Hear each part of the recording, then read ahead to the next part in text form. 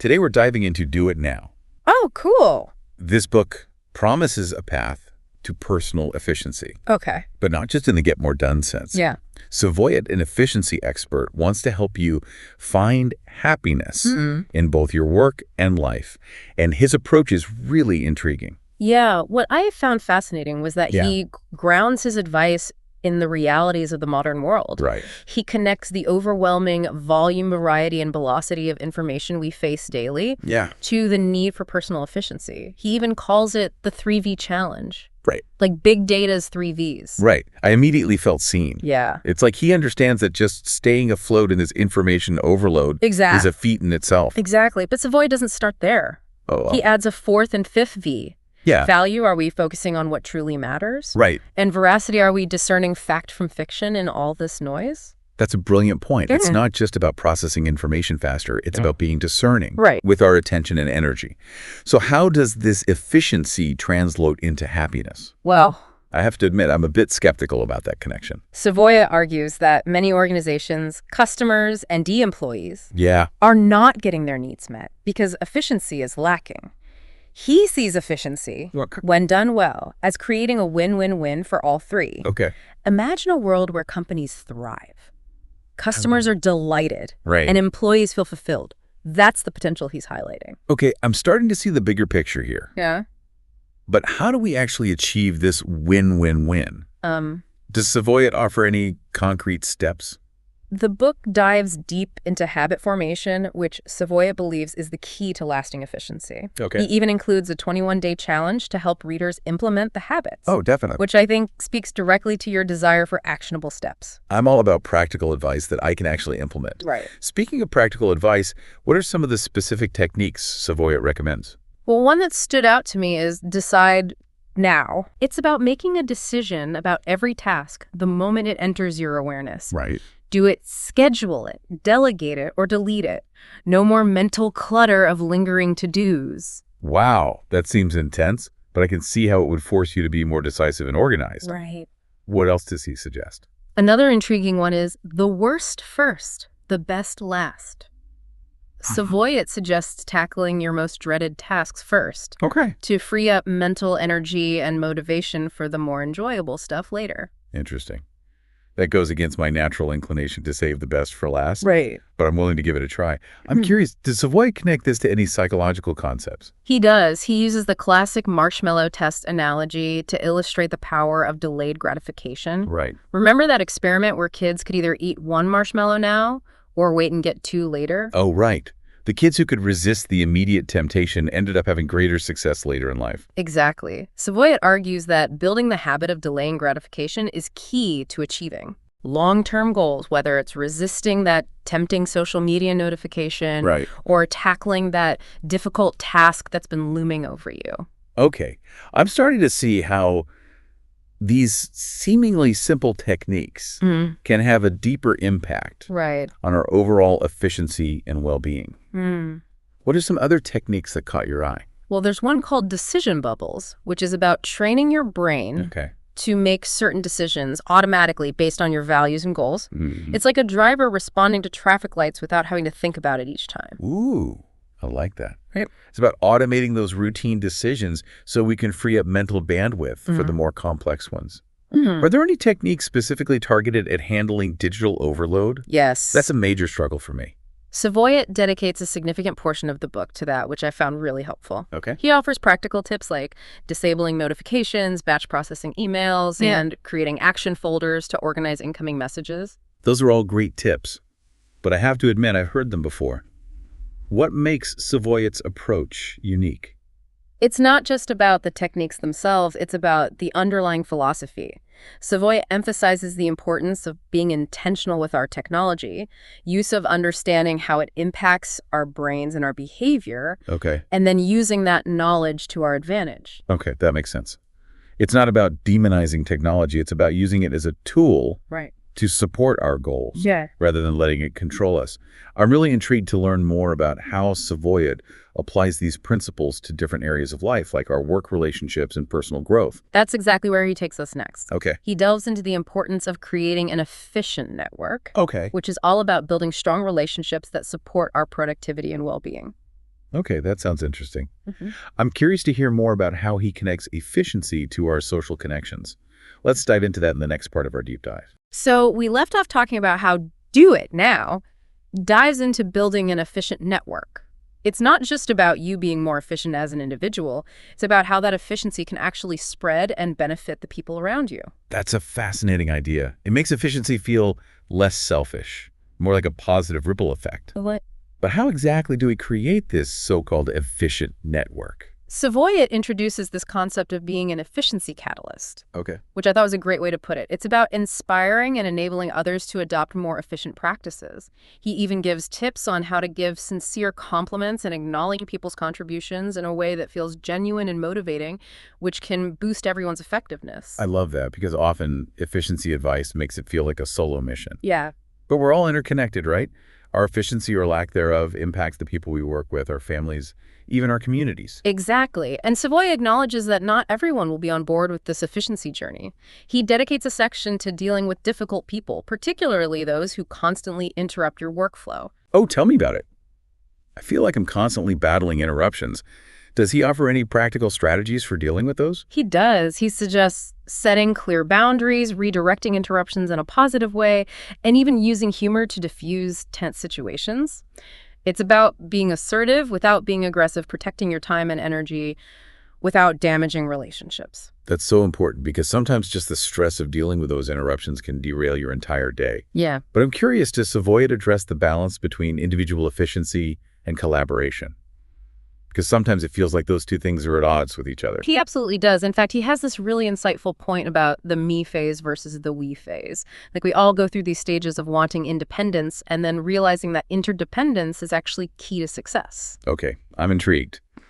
Unpack this me versus we idea for me. So in the me phase, it's all about proving ourselves doing things on our own. Right. But eventually we realize that we're part of something bigger, that collaboration and mutual support actually make us more efficient, not less. That's a great point. And it ties into his emphasis on clear communication, right? Because so many inefficiencies stem from misunderstandings and unclear expectations. Precisely. He provides these helpful tools for clarifying requests, setting deadlines, and making sure everyone's on the same page. Yeah. And it's not just about being demanding. It's about framing things in a positive, collaborative way. It seems like Savoy is all about finding that balance between getting things done and maintaining positive relationships. It's not just about efficiency for efficiency's sake. It's about using efficiency as a tool to enhance our overall well-being and our connections with others. Exactly. And that leads us perfectly into the heart of the book, Chapter 3, where Savoy dives deep into habit formation. Oh boy, habit formation. Always a struggle. But you mentioned that Savoy approaches it in a way that actually feels empowering. I'm curious to hear more about that. He starts by acknowledging that everyone has habits, both good and bad. It's about understanding the habit loop, the trigger, the behavior, and the reward, and then consciously using that loop to our advantage. That makes sense. So it's not about trying to become some superhuman willpower machine. It's about understanding how habits work and then hacking the system to our benefit. Does he give any specific examples of how to do this? He does. Remember the decide now principle we talked about earlier? Well, he presents that as a habit we can cultivate. By consistently making a decision about every task the moment it arises, we create a new mental pattern that reduces clutter and increases efficiency. Right. And there's also the worst first, the best last. I'm still a bit skeptical about that one. But I can see how it could become a powerful habit if you could train yourself to do it consistently. Savoy argues that the initial discomfort of tackling those dreaded tasks is far outweighed by the long-term benefits. Reduce stress, increase motivation, and a sense of accomplishment that carries through the rest of your day. Okay, you're convincing me. What other habit-forming gems does Savoy offer? Oh, he talks about the importance of setting clear goals, breaking down large tasks into smaller chunks, eliminating distractions, even organizing your physical and digital spaces for optimal efficiency. Wait, organizing your space is a habit? Absolutely. It's about creating an environment that supports your productivity rather than hindering it. And it doesn't have to be a huge overhaul. Even small changes like clearing clutter from your desk or setting up a filing system for your documents can make a big difference. So it's about creating systems and routines that make efficiency automatic, almost effortless. I love that. It takes the pressure off of having to constantly rely on willpower. Exactly. And remember that 21-day challenge we talked about. Savoy provides a step-by-step framework for gradually incorporating these habits into your routine. The idea is to focus on one or two at a time, mastering them before moving on to the next. It's like building a muscle. You don't start by lifting the heaviest weight. Okay, that makes sense. It's about being patient with ourselves and building those habits gradually. I'm curious, does Savoy address the issue of digital clutter? I feel like that's a major source of inefficiency in my life. He dedicates an entire chapter to conquering the email beast. He cites a study that found 40% of office workers and 46% of managers consider email one of their biggest productivity blockers. Ouch. Those are some serious stats. I know I'm constantly feeling overwhelmed by my inbox. But what's the solution? Is he advocating for a mass email exodus? Not quite. He acknowledges that email is an essential tool for most of us, but it's about using it effectively rather than letting it control our lives. He offers practical strategies like disabling notifications, batch processing emails, and creating action folders to organize incoming messages. Those are all great tips, but I have to admit I've heard them before. What makes Savoy's approach unique? It's not just about the techniques themselves, it's about the underlying philosophy. Savoy emphasizes the importance of being intentional with our technology, use of understanding how it impacts our brains and our behavior, and then using that knowledge to our advantage. Okay, that makes sense. It's not about demonizing technology. It's about using it as a tool to support our goals rather than letting it control us. But even with all these tips, sometimes it feels like email is just an endless black hole. How do you actually reach that mythical inbox zero? It's not magic. It takes consistent effort and discipline. But Savoy recommends setting a goal of clearing your inbox at least once a day, even if it's just for a few minutes. The key is to make it a habit. Okay, challenge accepted. I'm feeling empowered to tackle my inbox with newfound efficiency. But before we get too carried away with email, what other productivity-boosting strategies does Savoy have up his sleeve? Well, in Chapter 6, he delves into something that's often seen as the opposite of productivity: disconnecting. Disconnecting to become more productive. How does that work? It's about recognizing that constant connectivity can actually hinder our ability to focus and do our best work. Savoy argues that we need to create space for deep work, for those uninterrupted stretches of time where we can truly immerse ourselves in a task. Okay, I can see that. But in today's always-on world, disconnecting feels almost impossible. It's definitely a challenge, but Savoy provides a framework for approaching it strategically. He talks about setting boundaries, scheduling blocks of uninterrupted time, and even using technology to our advantage by setting up do not disturb modes and email filters. So it's about being intentional with our connectivity rather than just letting it happen to us. I like that. It puts us back in the driver's seat. But does he offer any guidance on how to actually make the most of that disconnected time? That's where the concept of flow state comes in. Remember we talked about that earlier? Yeah. It's that elusive state of hyperfocus where we lose track of time and produce our best work. Right. But isn't flow something that just happens spontaneously? Can we really control it? Savoy believes we can. He outlines specific conditions that are conducive to flow, such as having a clear goal, feeling challenged but not overwhelmed, and eliminating distractions. By consciously creating those conditions, we can increase our chances of entering that magical flow state. Okay. I'm starting to see how disconnecting could actually help us tap into flow. But it sounds like it requires a lot of self-awareness and discipline. It does. Yes. But the rewards are significant. When we're in flow state, we're not only more productive, but we also experience a sense of deep satisfaction and enjoyment in our work. That's what I'm talking about. Efficiency that feels good, not just grinding through tasks. But what about the flip side of that coin? What about those times when we need to be connected, when we need to collaborate with others? That's where Chapter 7 comes in. Clean up your life. Whoa, that sounds intense. Is he talking about a Marie Kondo-style purge of our entire existence? Not quite. But he does advocate for a mental and emotional decluttering. It's about letting go of things that are no longer serving us, whether that's negative thoughts, unhealthy habits, or commitments that are draining our energy. Okay, that makes sense. But how does this relate to efficiency? It's about creating space for what truly matters. When we're bogged down by mental and emotional clutter, it's hard to focus on our goals and be truly productive. Savoy argues that by cleaning up our internal landscape, we create the conditions for greater clarity, focus, and efficiency. I like that. It's like clearing out the weeds in a garden so the flowers can thrive. Yeah. But does he give any specific advice on how to do this mental and emotional decluttering? He does. He provides a range of practical strategies, such as practicing gratitude, setting boundaries, and learning to say no. Learning to say no. That's a big one for many of us, myself included. But it's so crucial for protecting our time and energy. Absolutely. And Savoy emphasizes that it's not about being selfish. It's about being discerning. It's about making sure our commitments are aligned with our values and goals. He suggests setting a clear agenda for the call, ensuring that everyone has a chance to participate, and using visual aids like screen sharing or presentations to keep people engaged. Those are great tips. I'm definitely going to implement those in my next video call. It's amazing how those small tweaks can make such a big difference in the flow and effectiveness of a meeting. But what about the challenge of recognizing and rewarding remote employees? It's so easy for them to feel isolated and unappreciated when they're not physically present in the office. You're absolutely right. Savoy stresses the importance of going the extra mile to acknowledge their contributions and celebrate their successes. He suggests using a variety of methods for showing appreciation, such as sending handwritten thank you notes, giving public praise during team meetings, or even offering small gifts or bonuses. I love those ideas. It's about finding creative ways to make remote employees feel seen and valued, even when you're not physically together. Okay, I'm feeling much more equipped to lead and support my remote team effectively. But before we wrap up this deep dive, there's one more chapter I want to touch on. Chapter 16. Every day is a new opportunity. It seems like a bit of a departure from the rest of the book, which focuses on productivity and efficiency. What's the connection? It's actually a brilliant way to tie everything together. Savoy argues that continuous learning and growth are essential components of a fulfilling and productive life. He believes that we should approach each day as an opportunity to expand our knowledge, develop new skills, and become better versions of ourselves. I like that. It's a very growth mindset approach to life. All right. But it's easy to say learn new things and much harder to actually do it, especially when we're already feeling overwhelmed with work and other commitments. How does Savoy suggest we approach this lifelong learning journey? He starts by encouraging readers to cultivate that growth mindset.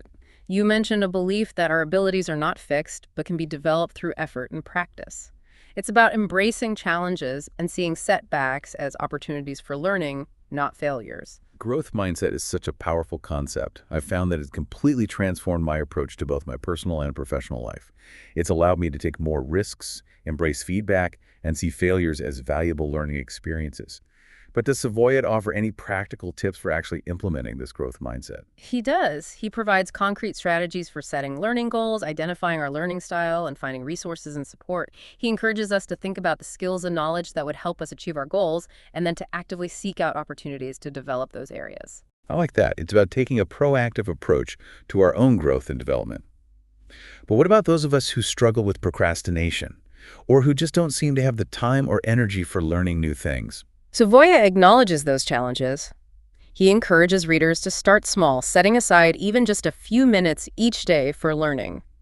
He also suggests finding ways to make learning enjoyable, such as pursuing hobbies, listening to podcasts, or connecting with others who share our interests. That's such a great reminder. Learning shouldn't feel like a chore. It should be something that we're excited about and that brings us joy. But what about those times when we feel like we've hit a plateau, when we're not seeing the progress we'd hoped for? How do we stay motivated and keep moving forward? Savoy reminds us that learning is a journey, not a destination. He encourages readers to be patient with themselves, to celebrate small victories, and to remember that even setbacks can be valuable learning experiences. All right, I'm feeling inspired to embrace lifelong learning and approach each day as a new opportunity for growth. But before we wrap up this deep dive, there's one more concept from this chapter that I want to explore. Mental models. What exactly are they, and how do they fit into Savoy's overall approach to efficiency? Mental models. These are the frameworks and patterns we use to make sense of the world and guide our decision-making. Savoy argues that by consciously building and refining our mental models, we can become more effective thinkers, problem solvers, and decision-makers. Okay, that sounds intriguing, but it also sounds a bit abstract. Can you give me some concrete examples of mental models? Sure. One classic example is the 80-20 rule, also known as the Pareto principle, which states that roughly 80% of our results come from 20% of our efforts. This mental model can help us prioritize our tasks and focus on those activities that will have the greatest impact. Okay, I've definitely heard of the 80-20 rule. It's a great reminder that not all tasks are created equal. We need to focus on the ones that will move the needle the most. What are some other examples? Another useful mental model is the circle of competence, which is about recognizing the limits of our knowledge and focusing on those areas where we have expertise. This mental model can help us avoid making costly mistakes and make better decisions within our areas of strength. It's about knowing what you know and knowing what you don't know, which is equally important. That's so true. It's about being honest with ourselves about our strengths and weaknesses and making decisions accordingly. Are there any other mental models that you found particularly helpful or insightful? Savoy provides a range of other mental models throughout the book, including the 5 whys technique for root cause analysis, the Eisenhower matrix for prioritizing tasks, and the SWOT analysis for evaluating strengths, weaknesses, opportunities, and threats. He encourages readers to explore these models and see which ones resonate with them and can be applied to their own lives. Okay, I'm definitely going to add study mental models to my to-do list. But before we wrap up this deep dive, there's one more concept from this chapter that I want to explore. The importance of embracing change. It seems like such a crucial part of Savoyet's overall message. Absolutely. Savoy reminds us that change is inevitable, and that those who are able to adapt and evolve will thrive in today's rapidly changing world. He encourages readers to be open to new ideas, to experiment with different approaches, and to see challenges as opportunities for growth. Okay, embracing change. Yeah. That's definitely a challenge for many of us, myself included. But I can see how it's essential for both personal and professional success. In a world that's constantly evolving, we need to be flexible, adaptable, and willing to learn new things. Exactly. And this ties back to the concept of lifelong learning. Savoyet argues that by continuously learning and growing, we develop the flexibility and resilience we need to navigate change effectively. All right, I'm feeling inspired to embrace change and approach life with a spirit of curiosity and adaptability. But before we wrap up this deep dive, I have to ask, what's Savoyet's overall message? What's the one thing he wants readers to take away from Do It Now? I think it's this. Efficiency isn't just about getting things done. It's about creating a life that's both productive and fulfilling. It's about finding that sweet spot where our passions and our ambitions intersect, where we're using our time and energy in a way that aligns with our values and brings us joy. I love that. It's about efficiency with a heart. It's not about becoming a robotic taskmaster, but rather about using efficiency as a tool to create a life that we love. Exactly. And it's a message that I think resonates deeply with anyone who wants to make the most of their time and energy and create a life that feels both successful and meaningful. Well said. Okay, folks, we've covered a lot of ground in this deep dive into Do It Now by Bruno Savoyet.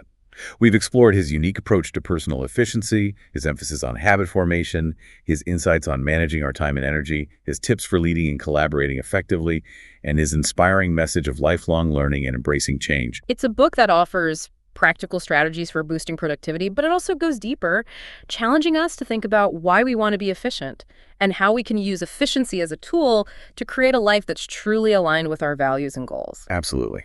Now, before we let you go, I always like to end these deep dives with a provocative thought, something to mull over or explore further. What's one idea from Do It Now that really stuck with you? You know, there's this simple but powerful challenge Savoyet poses to readers.